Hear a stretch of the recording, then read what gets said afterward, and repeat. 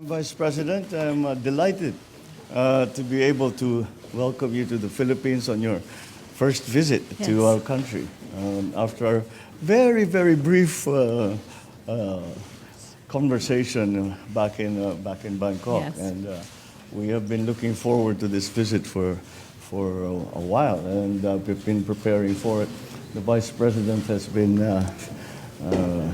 been working hard to make sure that the visit goes well and smoothly. So, but we are happy that you have arrived. It's unfortunate that it is such a quick visit. Yes. We would have hoped to have shown you more of the Philippines. Although, I suppose you actually are doing that because you're seeing some of the prettiest parts of the Philippines in Palawan. Yes. And I'm sure you're just going to the resorts and the beaches. So That is not the life I've chosen these days. So I'm happy. As you know, and that is really well established for very many years. The relationship between our two countries is something that we both our countries have really come to depend upon. Yes. And with the upheavals that we are seeing, especially in the not only in the region, but especially in the region, these partnerships become even more important. The situation is rapidly changing. We must evolve to be properly responsive to that situation. And so that is why it is very important that we continue to progress, that we continue to strengthen, and as we redefine those relationships. So your visit is a very strong symbol that these relationships remain strong, and that these relationships remain important, as indeed they do. So that is the Filipino. I have said many times, I do not see a future for the Philippines that does not include the United States, and that really has come from the very long relationship that we have had with the U.S.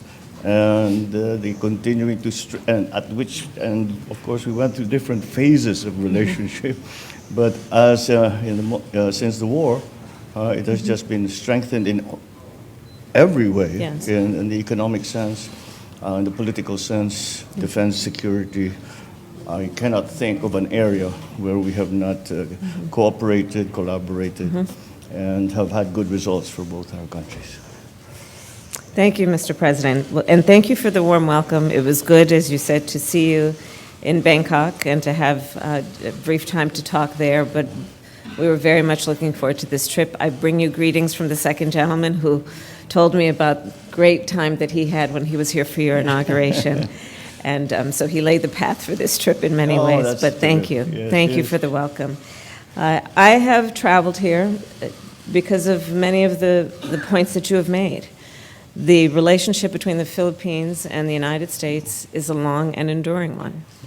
It is a relationship that is strong for so many reasons. It is the long-standing relationship in terms of the people-to-people ties.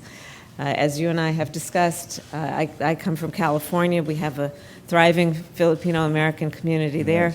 And in fact, in the United States, by last count, there are at least 4 million Filipino-Americans. And we're good Catholics. And very good Catholics who celebrate Christmas, according to you in the Philippines, 3 months of the year. Well, it's been said of us that we celebrate Christmas like we invented it. We certainly own it now. So we start in September. Well, it is good to be here with you in this season. And as you said, the basis of our relationship is multifaceted. Our relationship is based on mutual commitment to the economic prosperity of the region and our respective nations.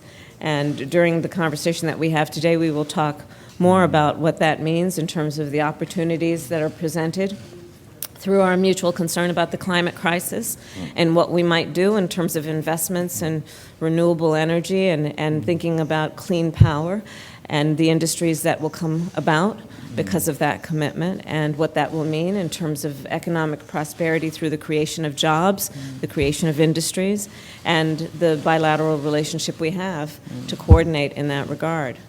Our relationship is based on mutual concerns about security for the region. We are both proud members of the Indo-Pacific, and in particular, as it relates to the Philippines, I will say that we must reiterate always that we stand with you in defense of international rules and norms as it relates to the South China Sea.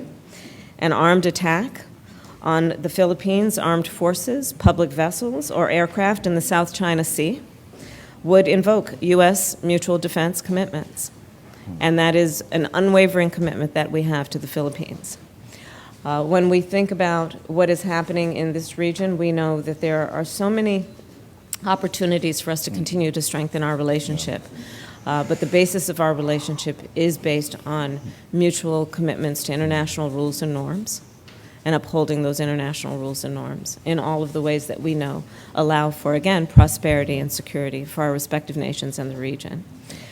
So again, I will reiterate that the alliance between the United States and the Philippines is a strong one, an enduring one, and only under your leadership continues to be strengthened.